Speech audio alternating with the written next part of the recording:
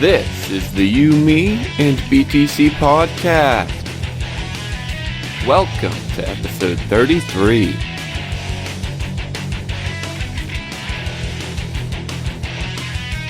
To get things started this week, we'll be chatting with Nicholas Thorne, one of the creators of BlockSign. It's an innovative new service that lets you embed PDFs with your signature in the blockchain, allowing you to later prove what documents you have or have not signed. Mr. Thorne will explain how it works, how it got started, what it should be used for, and much more.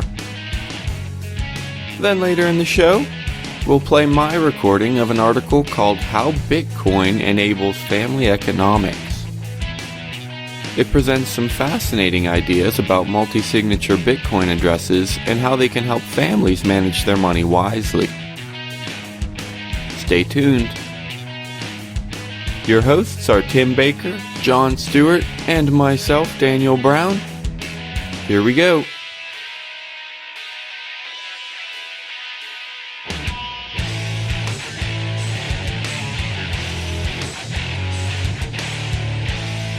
Hey everybody, welcome to the show. This is You, Me, and BTC. We are sitting down right now with a pretty cool guy, Nicholas Thorne. He is one of the creators for BlockSign, and it's a new service which I could tell you a little bit about, but might as well let him do it. First of all, thanks Nicholas, Mr. Thorne, for joining us today. Oh, my pleasure, guys. Thanks for having me on the show. So yeah, I guess that's just going to be our first question. Tell us about BlockSign, Sure. Tell us what it is, and how it works. Yeah. In essence, BlockSign is a very simple service. It's a service for legally signing any document, contract, or agreement. And we launched it with the belief that it will really change the way people sign documents on the one hand, but make commitments and enter into contracts digitally. And we want people to be able to do that, to sign documents or enter contracts with the confidence that they will always have easy, free access to private records of what they've signed. And the way that we can make that commitment to people is because we store those records. We store records of what people have signed or the documents that people have signed in the Bitcoin blockchain. And so we're really working on, basically a non-monetary application of the Bitcoin blockchain, and one that we think is very powerful and very accessible to people in their day-to-day lives. And so as it relates to how it works, which I guess was the second part of your question, it's actually very simple. You can go on to blocksign.com and you basically are presented with two options. One is to sign something and one is to verify a document. But signing is really a matter of uploading a file, positioning a signature stamp, as we think of it, on top of anywhere on a PDF page. Basically, you need to make your mark, if you will. And then that file gets compiled, and if other people need to sign it, then they're notified and they have the opportunity to go do the same thing. And once we've compiled that file, what everyone gets back is a PDF that just has everyone's signatures in it. So from a very practical level, it's the equivalent of signing any document either with pen and paper or through some of the existing e-signature services that are out there. But that's kind of where the fun starts, really, from a Bitcoin perspective and from the perspective of what I imagine is your audience. Because at that moment, once everyone has made their mark on the file, we then process the document. We hash that final version of the document, and we publish a transaction from an account that we've associated with each of the signers of the document. And in that transaction, we log the hash of the file so that what you have is a permanent record saved in the blockchain of the exact document that you and everyone else signed, so that at any time going forward, you can prove exactly what documents you signed and therefore what documents you did not sign. But it's really a pretty quick and simple process, and it's one where, from start to finish, you upload a document, position your signature, and then we take care of the rest, and we let somewhere between kind of 30 minutes and an hour later, on average, that a record of your document has been saved in the blockchain for safekeeping, and so that you can kind of, again, go about your day-to-day business with this overall confidence that you'll always have free access to records of what you've signed. Yeah, that's sweet. So my next question was going to be something that I think you kind of answered, but I just want to verify. What happens with the blockchain is that you hash the file and then store the hash within a transaction, right? Yeah, correct. Sweet. So then who gets the actual file? I'm assuming you host that on your servers and other people can have it too, and then that they can. Yeah. So the main thing, I mean, we're not a document storage company. We think there are lots of companies out there that do a very good job of document storage, and we want people to be able to keep their documents wherever they want them. We do keep a version for the time being of your documents on BlockSign. They're encrypted and they're kind of saved there for your reference. But you, at that moment, everyone can download the signed, the finalized, fully executed version of the document. They can keep it, on their hard drive. They can keep it in Dropbox. They can keep it wherever they want to keep it. So yeah, for the moment, we're also keeping a version of it. We're moving towards hopefully being able to allow you to, elect to have us not keep a version of that file if that would make you feel more comfortable. Because, again, we just want you to be able to get a document signed, whether that's just you signing something or getting a group of people to sign, and then be able to just kind of go back about your business, save your files wherever you want them saved. Because most of us, have a place where we're saving these files, and having a new cloud storage solution is really not what we're looking for. What we're looking for is a way to get things signed, get things processed, and get records of that activity saved in a place where I can access it if I want it, and I don't have to pay anyone to access it. And I kind of can just go on living my life with the knowledge that, if I ever needed to, I could prove that I did sign XYZ document. Or, if someone says, hey, you signed this document, I can prove to them that I did not, because it was not, signed in this mechanism. So you mentioned a little bit earlier other forms of electronic signatures, and I actually signed something electronically yesterday, just coincidentally, I guess. Can you maybe just, for anyone who doesn't know, maybe tell us exactly what's wrong with existing electronic signature things and really how this improves those? Yep. Yeah, I think that it's a pretty fundamental difference. And the question is, who owns the evidence?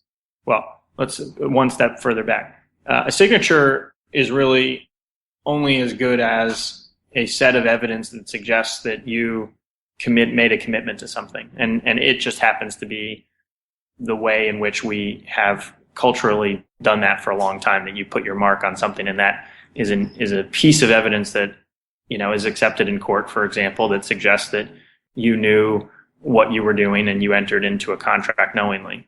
So the signature is really, I think, in this context, we should think of it as a piece of evidence. And so the real question is, who owns that evidence, and where is that evidence stored, and how do you access that evidence in the event that you need it? Of course, you hope that you never need to access it, but in the event that you do, who owns the access, and therefore who owns the evidence, rather, and therefore who owns your signature, really? And in the case of the existing services, that evidence, that signature is, and the way it's been used, is saved in a centralized database on a service provider's site.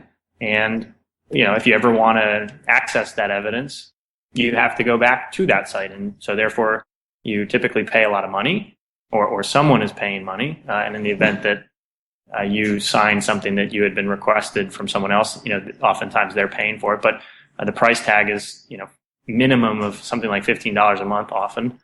And moreover, even if you're comfortable paying that, the information is stored in a place where inherently it's not yours, and you're not the one in control of it. It can be deleted in the event that their databases are corrupted, any number of different things. And so it's a pretty traditional set of issues that, the blockchain is really solved around kind of trust and who you have to trust with your records and with evidence of what you've done. And so we basically think that the differentiation comes down to, I want to be able to go about my business knowing that I have full control, full, free, permanent, private control of records of what I've signed. And I just don't get that if I use one of those existing services, because they're the ones keeping that information on my behalf. That's pretty awesome. Essentially, it's doing exactly what Bitcoin has been doing for money, I guess, from that perspective, kind of eliminating the need for banks. Yeah, I think it's anytime. What we think about is, if you think of the blockchain as a record-keeping system, traditionally record-keeping systems have relied on a king record keeper, and that king record keeper, collects fees every time you want to change the records, audit the records, do anything having to do with their records, because that they're in that position of leverage, and moreover, you have to trust that they aren't going to be bad actors. And of course, the answer is that what the blockchain has done and what Bitcoin has done is it said, well, hold on a second, maybe that's not the right model for record keeping. Maybe there's a way to keep records without crowning a king, and therefore, that it would allow you to avoid, having to trust that one centralized person and likely having to swallow the fees that come along with it. And so, we just think that's something that can be applied in so many contexts beyond financial transactions. Of course, that's a killer app that has obviously been very successful and lucrative, and for the people involved with it, and hopefully it's one that will continue to gain popularity, because it's obviously got such incredible benefits to how people kind of store value and transact. But yeah, we definitely think that core set of disruptions and breakthroughs is applicable in contexts beyond pure financial and currency related topics. Yeah, I really like that contrast with the record-keeping king, and I think it's a really good way of putting it, because kings, or anybody who just does something like that, collect fees, and they can go bad, and those are two important points to make, so definitely. Can you tell us a little bit about the history of BlockSign? I know you're just in the process of getting launched. Can you tell us maybe how it got started, where the ideas came from, and who all's involved? Yep. So we have a team of people at a company that we started a couple years ago called Basno, which is a digital badge and credential platform, which will sound pretty far afield from all of this, and in many respects it is.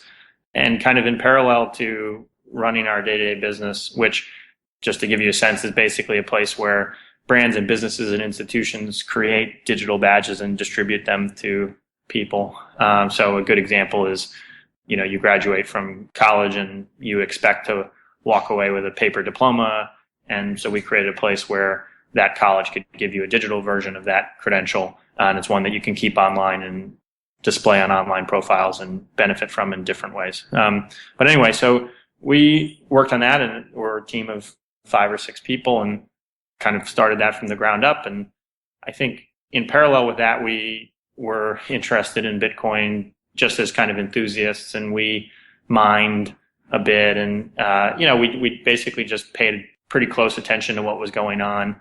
And at some point, what we kind of realized, and we were thinking about whether it would be relevant to our day-to-day business, and one of the things that came up was this idea that a diploma, for example, is basically a letter that's been written by a school that says something about someone, and then is signed by the school.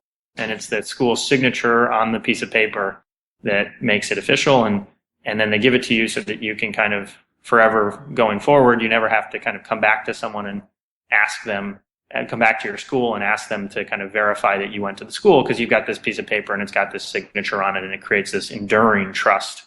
But that's really not the way the model works anymore, because no one walks around with their paper diploma, or frankly, most people don't know where it exists.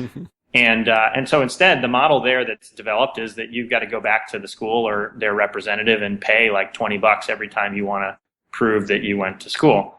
And so we were just kind of thinking a lot about, would there be a way that credential could be stored in a distributed record keeping system as opposed to a centralized record keeping system? So very similar set of themes. And if so, how exactly that would work. And so we basically kind of came up with this analogy that it was really just a document effectively that the school had signed.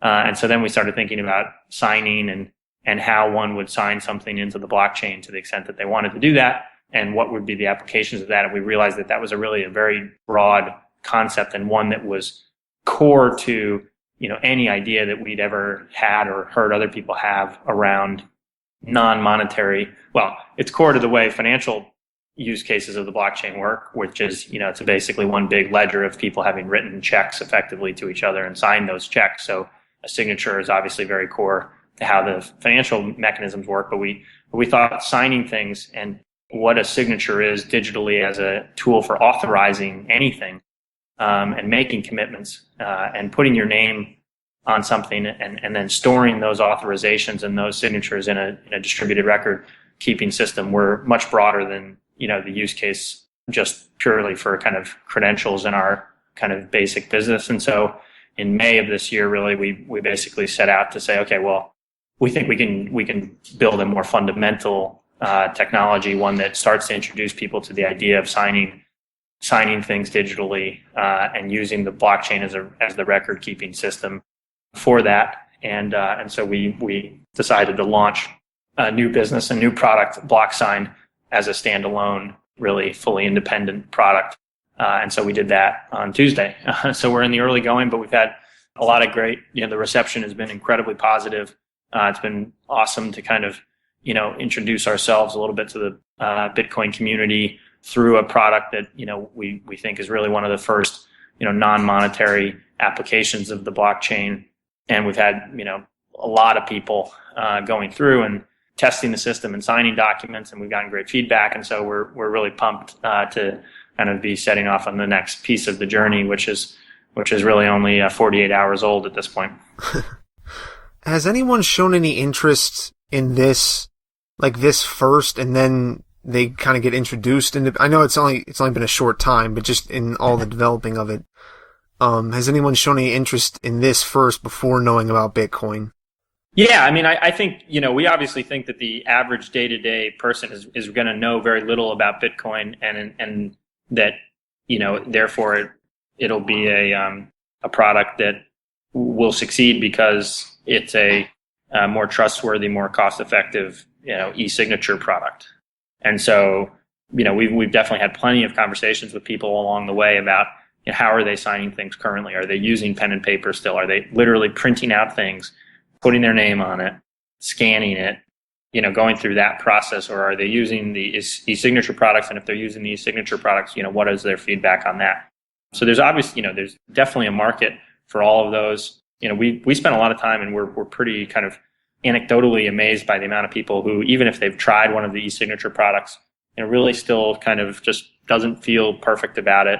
And whether that's a combination of user experience or just really not totally feeling comfortable with the fact that now there's this kind of image of their signature that just feels very replicable in places where maybe you don't want it to be replicated. And so, there's just this overall question of, could we create something that, allowed people to sign things with complete confidence?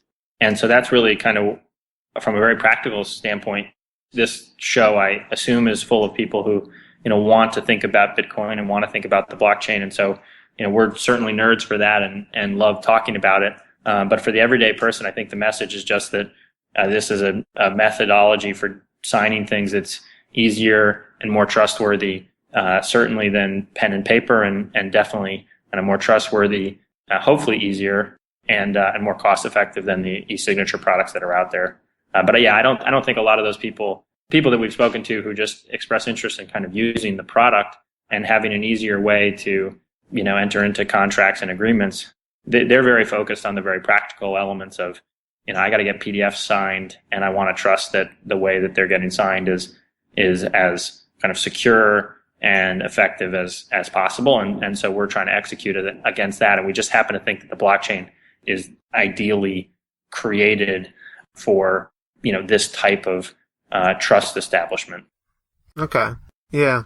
I mean, you've said a few times that, you guys are really young. It's only been like a few days now, but what are you looking to in the future? What are you excited about adding to this? And I guess just anything like that. Yeah. Well, I think the first thing for us, and, it's going to be a kind of a boring answer, is really just to make sure that we create, a document signing product that's as, fulsome as it needs to be to fully service the needs of people signing documents and signing contracts. And so, we've definitely got work to do on that. That's very much on the kind of non-blockchain part of the product in many respects. But I think it's part of, establishing this balance between the fact that we want this to be the default way that everyday people or everyday business people enter into contracts. And so, that'll require us to do a lot of work that's probably not quite as exciting to the blockchain community, but we think is one that, should be over time, because it's the way that we make a consumer product that uses the technology to its fullest, hopefully, capabilities, but is also just really very relevant to people and not just the kind of Bitcoin community in particular. I think as it relates to what we have in our future from a blockchain perspective, I think I would answer that. I don't want to commit us to anything because I think we're still getting feedback and thinking about things. But I think with the framework through which we think about that is that contracts as an entity are much more than just stamping PDFs and keeping records of them. Right? There are very complex agreements that get entered into, and we think there are ways in which some of the elements of the contract can be kind of taken out of the PDF, if you will, and put into a format and a construct where the network can play a role in enforcement.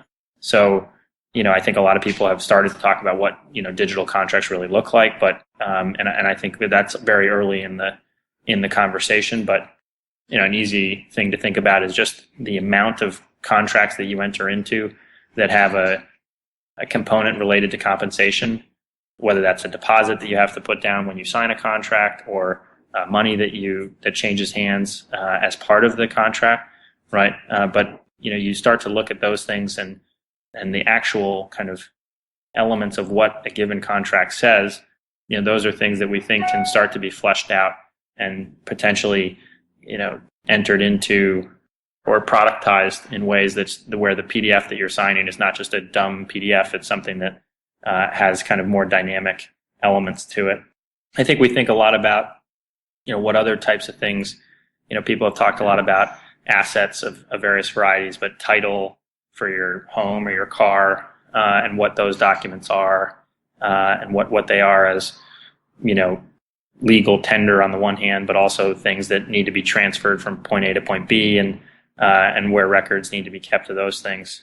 So I think we think about a lot of different things related to, how are people authorizing behaviors and making commitments to perform in certain ways, and what happens if they don't, and how does that all relate to each other. And so that's a very, generic framework that I think we'll continue to think through and is likely to dictate a lot of our thinking as it relates to kind of the long-term, growth of how our product interacts with the blockchain and Bitcoin generally. But I don't think any of that's probably coming before we really continue to make this existing product as compelling a document signing service as possible. Yeah, well, I mean, that's great to hear that you guys are so focused on making sure that you're giving the best thing you can now. Right. Definitely digital contracts and assets and all this stuff they're all kind of hot topics right now in the Bitcoin community, kind of Bitcoin 2.0 stuff. And yeah, it'll be excited to see where all that goes and everything. But right, it's also just the beginning of those conversations. And I don't think there's too much out there that's super developed and super useful just yet. Yeah.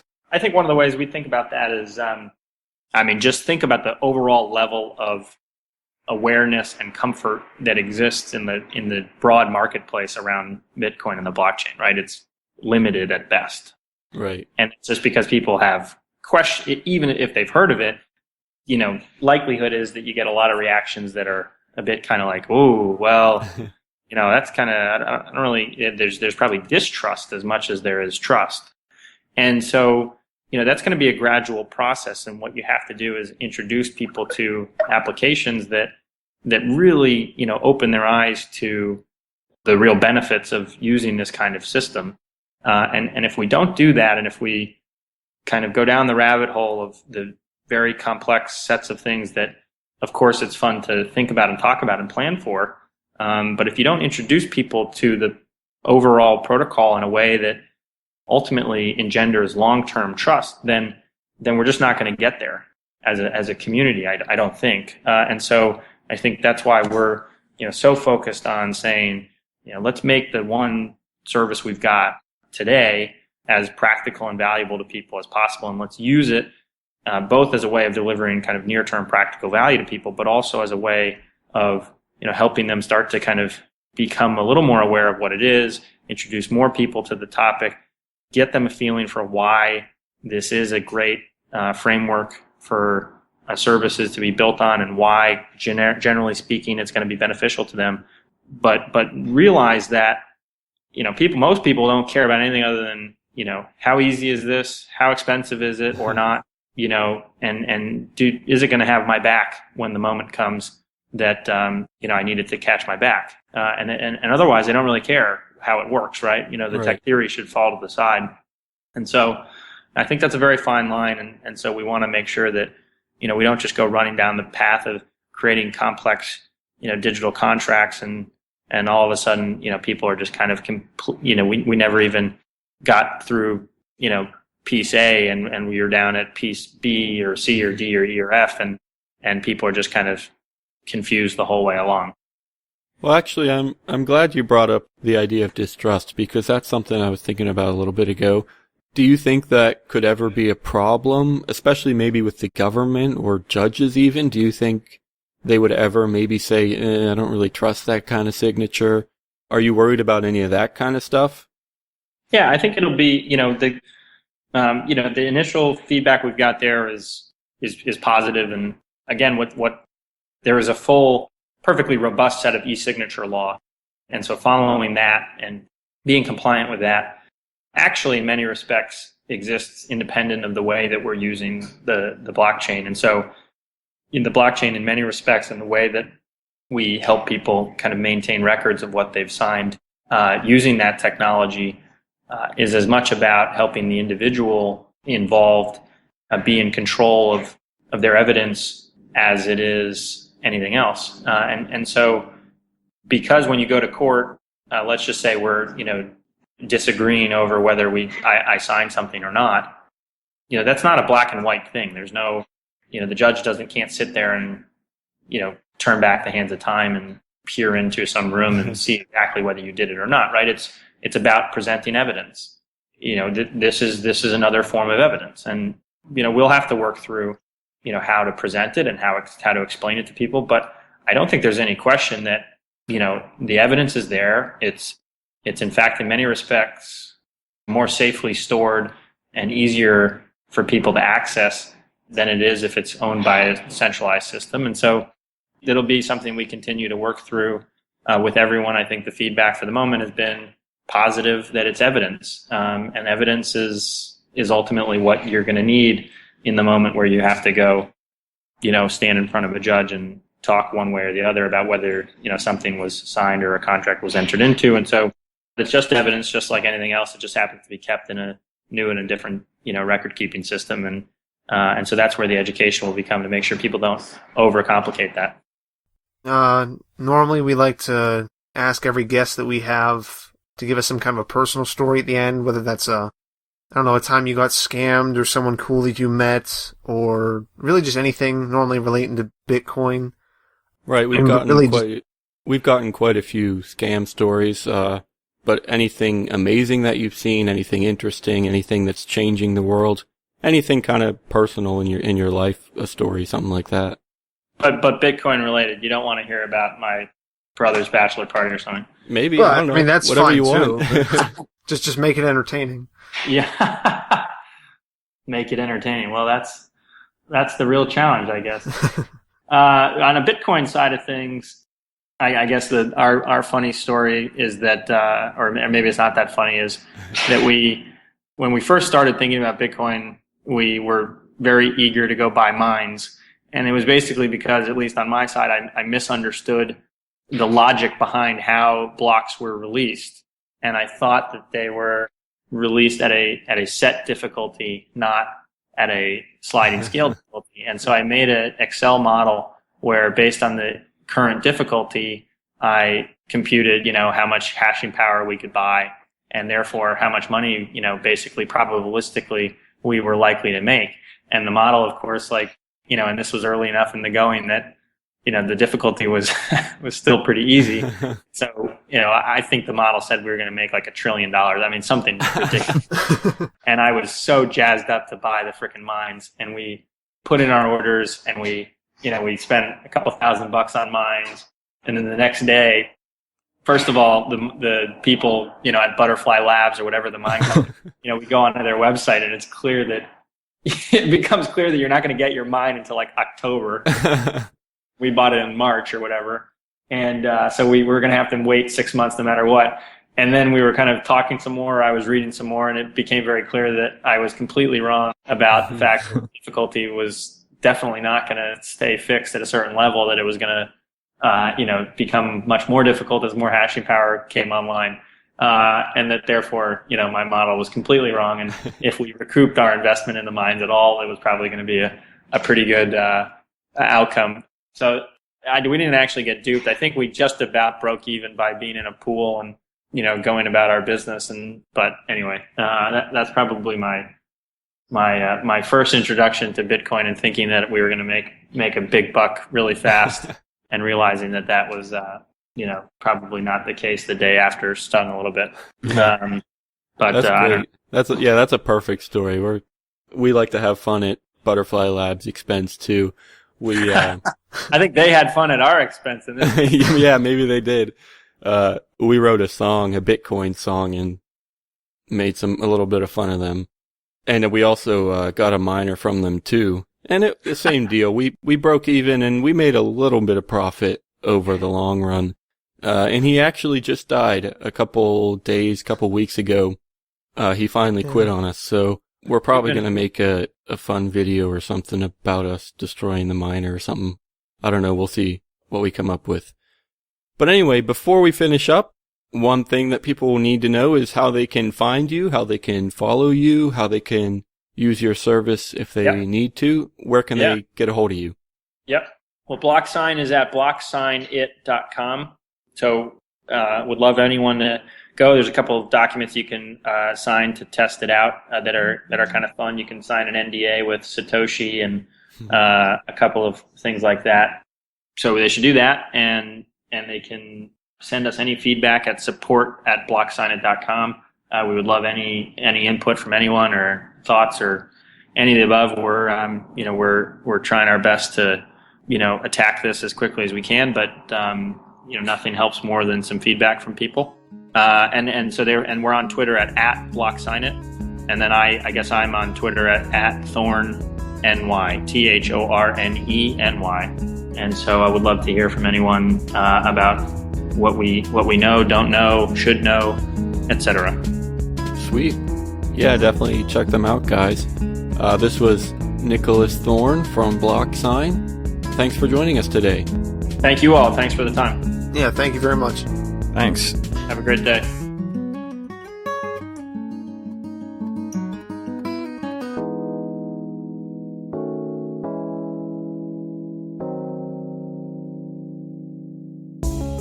Hey guys, I want to tell you about 2 new items created by a Bitcoin fan for Bitcoin fans. First, there's a new physical Bitcoin designed for do-it-yourself cold storage. It makes a gorgeous collector's piece as well. It's the second in a series of DIY SERP coins, and you better be quick because the first series sold out fast. Second, there is a shiny new Bitcoin pin available. It's made of solid sterling silver with gold plating to accent the shield design and the Bitcoin symbol. There are only 100 pins available in this limited run, so you better hurry for these too. They're even numbered on the back for all you collectors. If you're interested, visit serpco.in and use the code UMeAndBTC to get 15% off. That's the biggest discount ever offered for these items. That's serpco.in or Serpcoin if you can remember it that way. Check these out.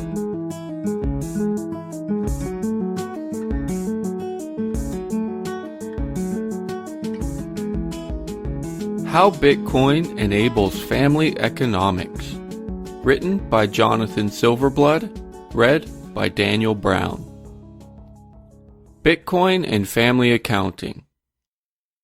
With the recent progress in the evolution of Bitcoin, particularly in regards to usability and multi-signature key management, family accounting now has access to new economic tools to support a more reasonable and mindful family economy. Let's start off with the parents. For those who choose to have individualized economies and do not share incomes and expenses, Bitcoin offers the standard single key, which allows both parents to retain control over their own funds, just as though they had individual bank accounts. Nothing has changed in this regard. For those who choose to have a shared economy, however, Bitcoin offers some very interesting multi-signature solutions, such as the 1 of 2 and the 2 of 2 keys, which allow two specific use cases. The 1 of 2 keys scenario indicates that both parents are capable of spending money from their shared account without the need to ask the other parent for permission. This is good for purchasing things that both parents are responsible for, like groceries. The 2 of 2 keys scenario indicates that both parents are capable of spending money from their shared account, but only when both of them agree to do so. This adds an extra layer of protection against careless and/or unfair spending in a shared income environment.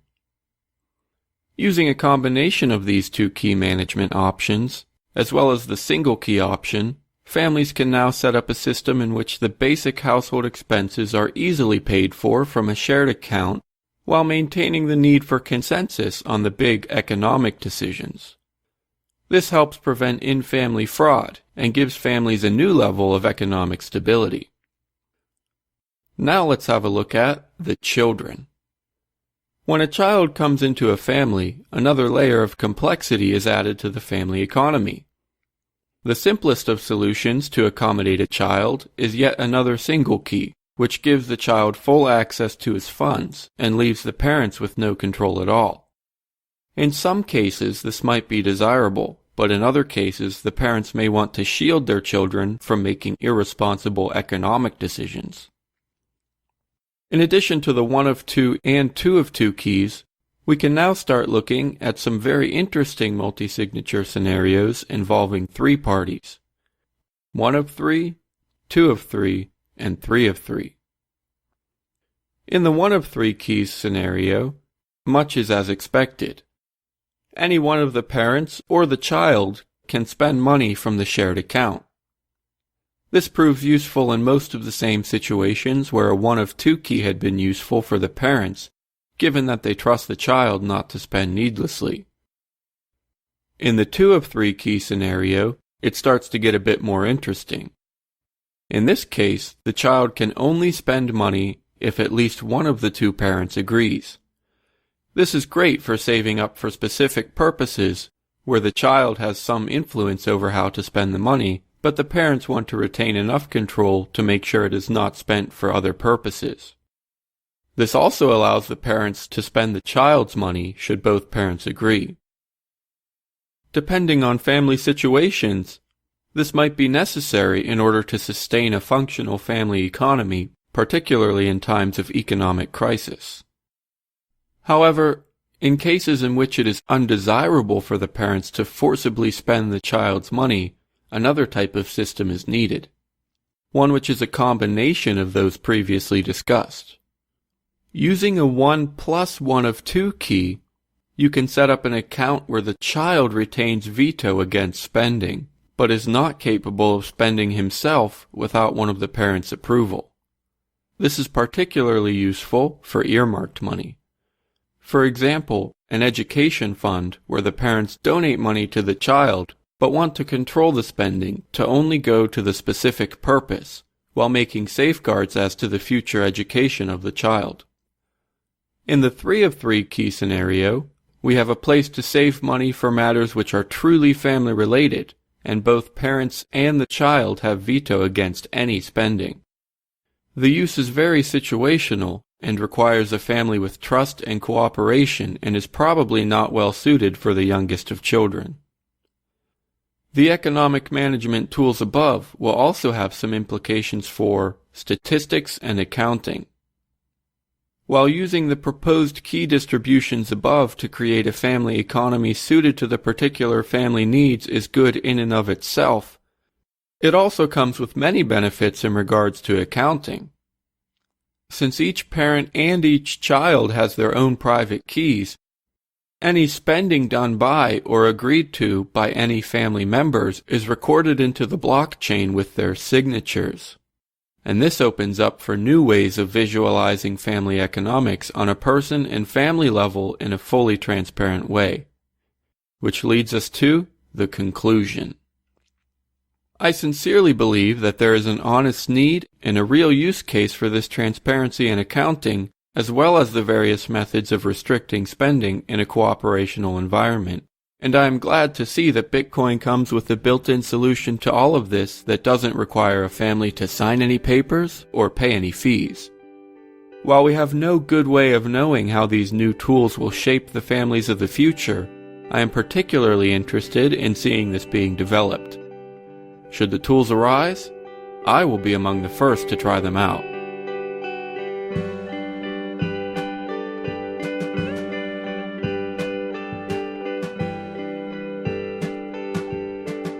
Thanks for listening to episode 33. All of the music in today's show was from John Stuart. Remember to check out our website, umeandbtc.com. Also remember to join us live every Saturday night at 10 on Chain Radio. And remember to catch the next episode either next Thursday online or next Monday at 7 on Chain Radio. We'll see you then.